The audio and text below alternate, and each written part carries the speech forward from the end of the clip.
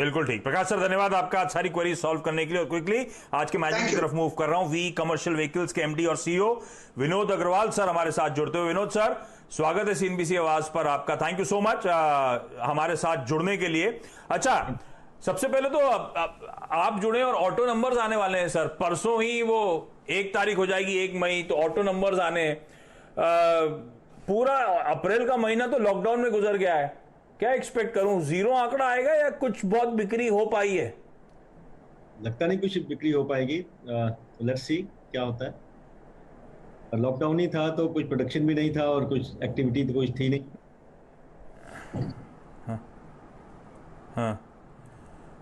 नहीं ठीक बात है। मैं इसीलिए पूछ रहा था सर, क्योंकि ना वो कुछ रियल एस्टेट कंपनीज बता रही थी कि उन्होंने लॉकडाउन में डिजिटल चैनल के थ्रू सेल्स करदारी घर बेच दी है। तो मैंने कहा कि आप लोग भी कुछ ऐसी तैयारी कर रहे हो, कुछ माल फ्लीट ऑपरेटर्स को बेच दिया डिस्काउंट के साथ। तो मैं मान के चल रहा हूँ फिर इस बार जीरो या नियर जीरो ही सारी बिक्री के आंकड़े आएंगे, है ना? बिल्कुल ऐसा ही होगा, बिकॉज जो ट्रक्स होते हैं, जो ट्रक्स को डिस्पैच करना होता है, अगर सेल से पहले उनको पहले प्लांट से भेजना होता है। तो अभी तक तो हम मार्च के भी जो ट्रक्स हैं ना, मार्च के जो बेचे हुए हैं, उनको भी डिस्पैच नहीं कर पाए।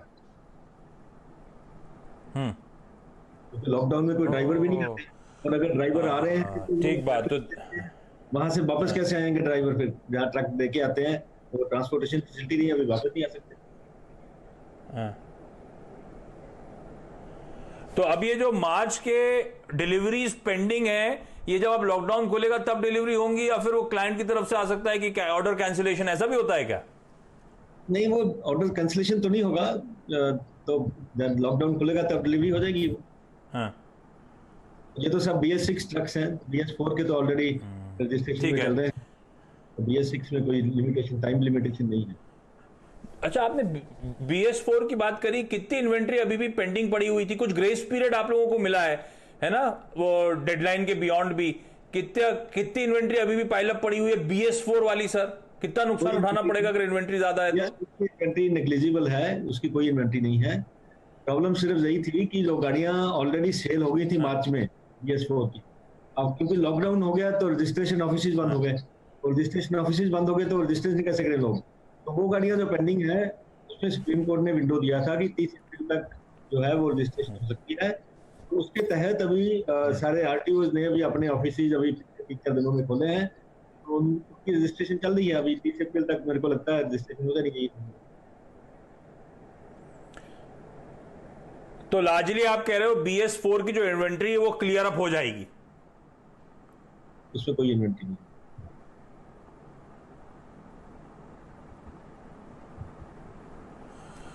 अच्छा, अब तो आप लोगों ने सबने BS6 कंप्लायंट रेंज उतार दी है बाजार में। जब BS4 से BS6 ट्रांजिशन की बात हो रही थी तब कहा जा रहा था कि भाई महंगा होगा, इसीलिए प्रीएम्प्ट करेंगे लोग, बाइंग होगी, वो सब तो हुआ नहीं। अब ये बताइए, ट्रांजिशन में BS4 के मुकाबले BS6 गाड़ियां कितनी महंगी पड़ रही हैं अंदाजन? वो हमने पहले भी बताया था कि 8% से लेके 15% तक की कीमत में उछाल आया है इस कारण से। और अब वो नई प्राइसेस अभी हो गई है फिक्स। तो जब सेल होना शुरू होगा तब कस्टमर्स खरीदेंगे उसके। हाँ। अच्छा, ये जो कमर्शियल व्हीकल्स की सेल्स हैं सर, ये तो लंबे अरसे से दिक्कतों में थी, और उसके बाद सब उम्मीद कर रहे थे कि यार ये 1 अप्रैल का जो डेडलाइन है खत्म होगी, उसके बाद क्लैरिटी लौटेगी, उसके बाद शायद बाइंग स्पर होती हुई नजर आएगी। अब ये उल्टा हो गया, पैंडेमिक, लॉकडाउन, मूड सेंटिमेंट पे अलग इंपैक्ट, धंधों पे स्लो डाउन। तो अब ये कमर्शियल व्हीकल स्पेस की रिकवरी आप लोग क्या एंटिसिपेट कर रहे हैं? कितनी और पुश फॉरवर्ड हो चुकी है सर? कितना और समय लगेगा? देखिए, जो कमर्शियल व्हीकल जो होती है, रिकवरी विजिबल है कि नहीं इस समय? कमर्शियल व्हीकल इंडस्ट्री है ना, ये सारी इकोनॉमी से लिंक्ड होती है। तो अभी इकोनॉमी अगर डाउन है, अगर GDP की जो ग्रोथ है, अगर उसमें एक्सपेक्टेशन है कि अभी बहुत नॉमिनल ग्रोथ होगा और या फिर उसमें ड्रॉप हो सकता है इस साल में, तो इसके कारण से इस साल लग रहा है कि मंदी थोड़ी और बढ़ेगी कमर्शियल व्हीकल इंडस्ट्री में। और अगर किस्मत अच्छी हुई तो हो सकता है कि बेटर हो जाए और GDP ग्रोथ बेटर फास्ट आ जाए वापस। तो अगर वो आ जाती है तो हो सकता है थोड़ी सी ग्रोथ हो जाए। इसलिए हम लोग बहुत डिफरेंट सिनेरियोज के ऊपर काम कर रहे हैं कि अगर ग्रोथ होती है तो फिर हमारा स्ट्रेटजी कैसे होगा, अगर ग्रोथ कम होती है, नंबर और गिरते हैं, तो फिर उसके बाद स्ट्रेटजी क्या होगा। और सबसे ज्यादा जरूरी काम यह है कि गवर्नमेंट को और इंडस्ट्री को मिलकर इस पे काम करना चाहिए कि डिमांड को कैसे जनरेट किया जाए, डिमांड को कैसे बढ़ाया जाए। और उसमें जो हमारे सजेशन जो है इंडस्ट्री ने गवर्नमेंट को दिए हैं, उसके ऊपर मेरा कल विचार चल रहा है गवर्नमेंट की तरफ से।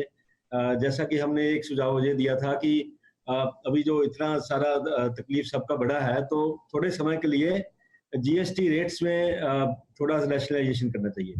और दूसरा हमने सुझाव ये दिया हुआ है गवर्नमेंट को कि जो इंसेंटिव बेस्ड स्क्रैपेज पॉलिसी है, अगर वो गवर्नमेंट उसके ऊपर विचार करती है, जो लेके आती है, तो उसके कारण से ना कि हमारे जो एनवायरनमेंट है, पोल्यूशन में भी सुधार होगा, और जो पुरानी गाड़ियां चल रही हैं, अगर उनको कस्टमर्स के पास हम इंसेंटिव से या स्क्रैप वैल्यू से कोई उनके हाथ में पैसा जनरेट कर सकते हैं, जिससे कि वो बेटर सेकंड हैंड गाड़ी खरीद लें, तो उससे जो कमर्शियल व्हीकल इंडस्ट्री की और जो ऑटो इंडस्ट्री की जो है डिमांड में बढ़ोतरी आ सकती है। तो दूसरा सुझाव हमारे यहाँ दिया था। और तीसरा सुझाव ये है कि गवर्नमेंट अगर इन्वेस्टमेंट्स करेगी इंफ्रास्ट्रक्चर के ऊपर, या गवर्नमेंट अगर जो स्टेट, चलिए वो देखते हैं अब क्या सरकार कदम उठाती है, क्योंकि फिस्कल हेडरूम कितना है फिस्कल, ये देखना होगा। चलिए बहुत बहुत धन्यवाद सर आपका। इस बीच हेक्सावेयर के रिजल्ट्स आप लोग की स्क्रीन पर आते हुए वो स्टॉक रिएक्ट कर रहा है, इसीलिए मुझे स्टॉक पे फोकस करने की जरूरत है। रेवेन्यूज 1520-1521 करोड़ की उम्मीद थी, 1540 करोड़ रुपए के आसपास के रेवेन्यूज क्लॉक करें हेक्सावेयर ने, पर ऑपरेशनली एबिट एक्सपेक्टेड था 190 करोड़ का, तो 180-181, तो ऑलमोस्ट डिलीवर करा है। प्रॉफिटेबिलिटी का आंकड़ा जरूर ज्यादा है, तो उसमें अदर इनकम कंपोनेंट होगा, तो उस पर ज्यादा स्ट्रीट फोकस नहीं करती है। रेवेन्यूज उम्मीद से बेहतर आए हैं, एबिट ऑलमोस्ट इनलाइन आंकड़े हैं, पर ये स्टॉक्स जो है ना बहुत पिटे हुए हैं, इसीलिए शायद नंबर्स के बाद आप देख रहे हैं मोमेंटम स्ट्रॉन्ग पिकअप होता हुआ नजर आएगा, क्योंकि साल के हाई 440 के थे हेक्सावेयर के, और ये स्टॉक 300 के नीचे ट्रेड करता हुआ नजर आ रहा है, इसीलिए ये स्टॉक रिजल्ट से आते से ही कुछ तेजी दिखा रहा है।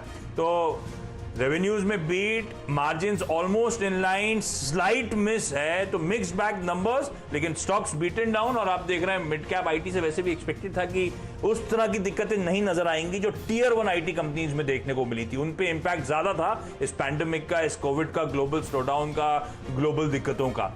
मिड कैप आईटी कहा जा रहा था कि वो नीश सेगमेंट्स में ऑपरेट करना ज्यादातर, और इन पे उस तरह का मार इस क्वार्टर में देखने को नहीं मिलेगी। खैर, मैनेजमेंट की कमेंट्री क्या आती है वो इंपॉर्टेंट होगा आगे के आउटलुक को लेकर। इस समय स्टॉक रिजल्ट्स पर रिएक्ट कर रहा है 3.5% की अच्छी मजबूती के साथ। इस समय हेक्सावेयर टेक्नोलॉजीज का स्टॉक ट्रेड करता हूं आप लोग की स्क्रीन पर।